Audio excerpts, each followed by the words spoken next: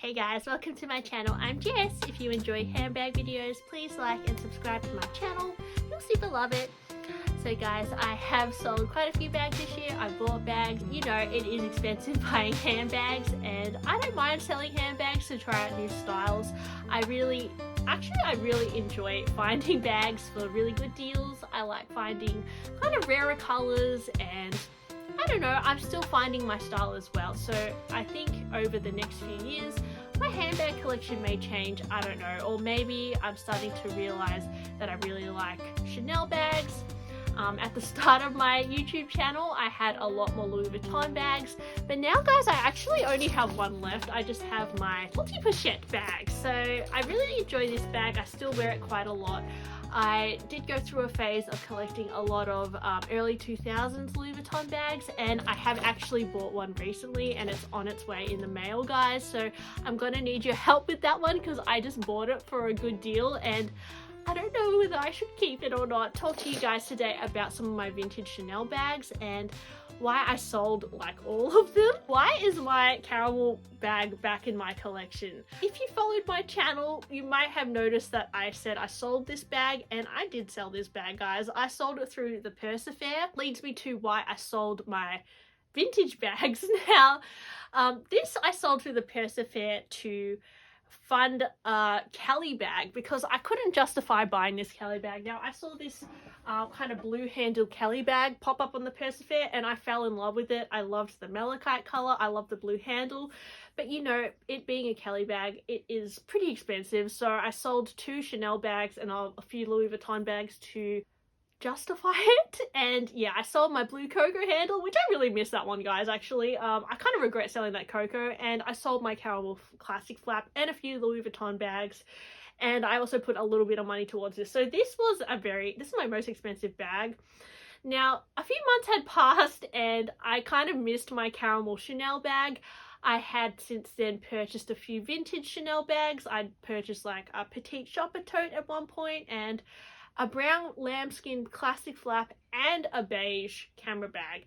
And those bags were fine, but I noticed that my caramel classic flap, the exact same one, this exact same bag, got relisted on the Purse Affair, and I was like, oh my gosh, it's back. I really miss it. And I inquired about it and I asked if I could purchase it back, which I know was a pretty dumb move. Like, why would I buy back my old bag?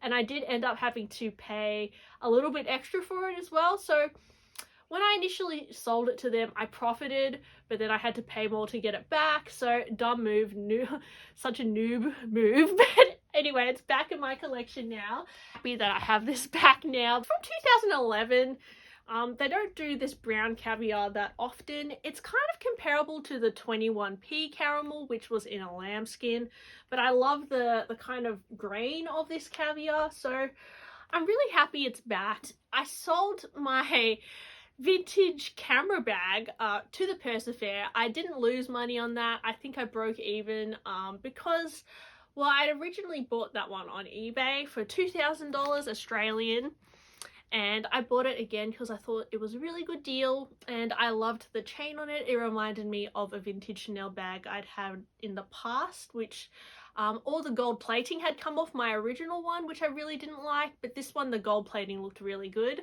Although the gold plating was really good, the leather was a little bit, like, it felt a little bit dirty and it felt a little bit collapsed in the middle, which is pretty normal with vintage bags, because over time, if a bag is not kind of stuffed properly, or it could be just the weight of the top of the bag, can kind of squish down the bottom of the bag. So it had lost structure in the base. And to be honest, guys, this was a gorgeous bag. I really liked it, and the collector in me wanted to just keep it. But, you know, just comparing to some of my newer bags, it just looked a little bit older, and I didn't think I'd really miss it because I have so many other newer bags, and I just thought in the future maybe I'd prefer to buy something that didn't look as delicate and worn.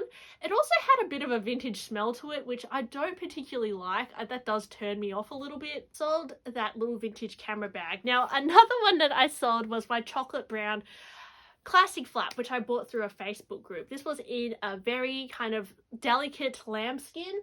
And I sold that because I bought it literally in the same week. Well, I traded some bags, some Louis Vuitton bags, with my friend for this Pondicherry bag, and they were very similar colors. And I just thought, I don't know if I need both. They are different bags, but I just much preferred the Pondicherry bag. It's just this really nice, durable, kind of aged calf skin. So the wear on this is it's just gonna be a little bit easier for day to day for me.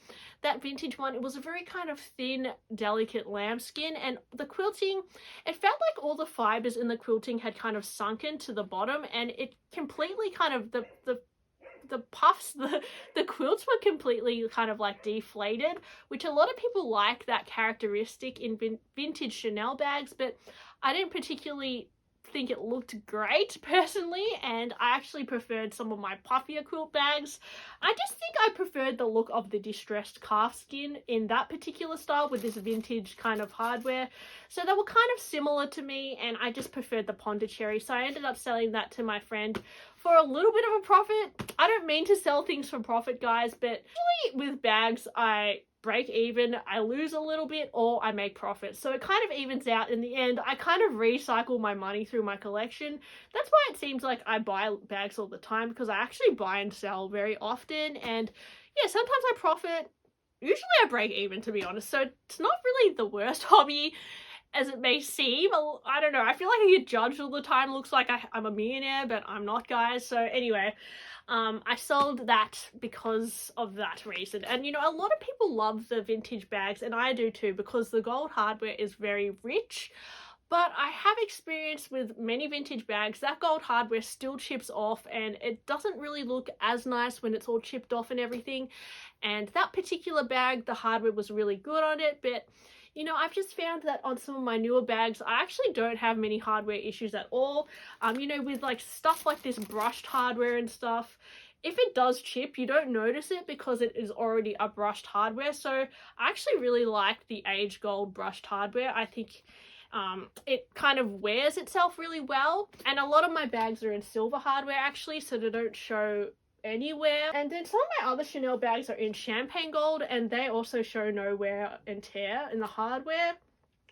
So when I've had issues with hardware, it's usually the vintage Chanel I notice chips off. I know a lot of people say they don't experience that with vintage Chanel bags, that they're more durable, but I found that with the ones I've bought in the past, I find them less durable. And because they are older bags, I find that if they're like a thin lambskin or something, they're a lot more delicate. I actually think the prices of vintage Chanel now are like too expensive, because yeah, I think back in the day, like I'm going to say 5 years ago, it was worth buying some vintage Chanel, because although they looked worn out, it was just a lot more affordable compared to new Chanel bags. But now I just think that the prices are really expensive, even for vintage. You know, I think there's gonna be a lot of people collecting vintage Chanel because they're just very collectible, and the styles are there can be some styles that are very quirky and cute, and you just want to collect them, but it can get really expensive. So I sold those particular pieces because I didn't think they were wearing that well, and I didn't know how they would look in another few years. Whereas these bags, some of them I've had for some time, and they still look really, really good. And I could just see the vintage ones wearing not as gracefully. Another one I sold, which I've already explained to you guys before, is my Chanel pink PST tote. I sold that one, I think it was to downsize on my collection again, but I had taken that to the bag spa, and because this is not really a vintage bag, but it was from the early 2000s, and I sold that because after taking it to the bag spa, the leather had changed a little bit. It was more of a matte finish, which I didn't really like. I kind of like it when bags have their original condition, and I still paid like over 1,000. I think I paid 1,400 for that bag, so to me it was still a rather expensive bag. I mean, if I'd paid under 1,000 and got a bag spot, I think that would have been all right, but I don't know, I just wish I didn't maybe take it to the bag spot. But then again, the inside was a little bit dirty and I did want it to freshen it up. But yeah, I ended up I actually ended up selling that and making a loss of a few $100s because I'd taken it to the bag spa, but wasn't too bad. Yeah, so in the future, I think if I buy a vintage bag that needs a bag spa, it would have to be like well under $1,000, because I just don't think it's worth buying a bag for a few thousand and then having to like change the leather. I just don't think it kind of affects the original form of the bag. So yeah, I would definitely, I mean, for this bag, I had taken it to the spa to restitch one of the stitches. One of these stitches has popped and I had that restitched. So in that case, I don't think it was too bad because it's just one stitch. In terms of like recoloring the whole bag or that sort of thing, I probably wouldn't do it. Of course, you can take your bag to Chanel as well. And with some bags, they can, you know, replace, you know, maybe a little rivet or something or a lock. They still have it. And yeah, I would do that. But in terms of like restoring the leather, I know Chanel has their program with the black classic flaps where you can actually restore the leather through Chanel. I would 100% do that. And that's the benefit of getting a black classic reissue or classic timeless classic bag, because there is that program. And I would trust Chanel to recolor the bag in that case, but I wouldn't necessarily trust like a random bag spa. And I would also trust the Hermes bag spa. Like if I had a really vintage Hermes bag and I wanted to take it to the Hermes store to get bag spa'd, I would definitely do that. But I think the Hermes bag spa is rather expensive, so there's that as well. So yeah, in terms of buying bags and then kind of getting them bag spa'd and then trying to sell it for more, if you've got that idea, I don't think it's necessarily going to work out, because actually when you bag spa your bag or recolor it, it actually devalues the bag quite a lot. And I didn't buy that bag to recolor and resell it. I just wanted to freshen it up for myself, but then upon doing that, I just felt like it changed the leather somewhat and I wasn't as happy with it as I thought. I did wear it a little bit and I did kind of enjoy the color it had been changed to. You know, compared to some of my other bags which had been not touched or anything, that was just the one that I decided to delete. So I did, and there are still bags that I want to buy in my collection. So when there's a bit of a doubt in my head about a bag and I know it's still in sellable condition, I usually sell it quite fast. And it may look like, you know, I'm very indecisive and I buy and sell bags very fast, but I would rather sell something before I've worn it quite a lot and just get my money back on it. Or yeah, as I said, sometimes I profit, sometimes I'll lose, just because, you know, I like to explore handbags and I'd rather kind of just cut my losses and buy a new bag and then try that out, and then if that doesn't work out, I'll sell it again. And that's just what I like doing with handbags. I like trying out new styles.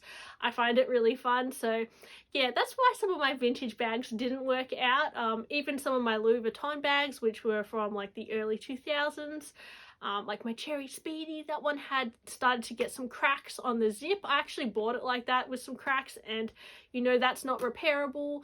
And the vachetta was wearing a little bit, and yeah, just some characteristics of older bags which I don't particularly like. And I know even, you know, in 20 years these will be vintage, but I kind of rather put the wear in it myself than have someone else wear it out for me. Unless it's a really good deal. Like if it's under $1,000, I don't mind it, but if I'm paying over $3,000, I'm a little bit, nah, I'd rather just sell it and get a fresher bag. A lot of my vintage bags had like a slight musty smell to it as well, especially my Cherry Speedy, which I don't like. I don't really like the musty smell. So anyway, I'm not hating on vintage bags. They're just reasons why I sold my ones in particular. And, you know, it was purely because I already had these other bags and I didn't see the point in me having like kind of older deteriorating bags when I already had kind of newer bags that were kind of similar, like my Pondicherry. And yeah, I'm glad I bought my caramel one back. This is an older bag, guys, and this is pre-loved, but I feel like it still looks relatively fresh, which I like. So I'm definitely all for buying, you know, pre-loved bags, but I personally like it when they don't look too like worn out, especially when you're paying thousands of dollars. So yeah, I'd rather pay a few more $1,000 to get a fresher bag than to get like a musty old bag. And that's just how I am. So I've realized that now, and yeah, I thought I'd share my experience. And if you are curious about why this is back in my collection, then that's why.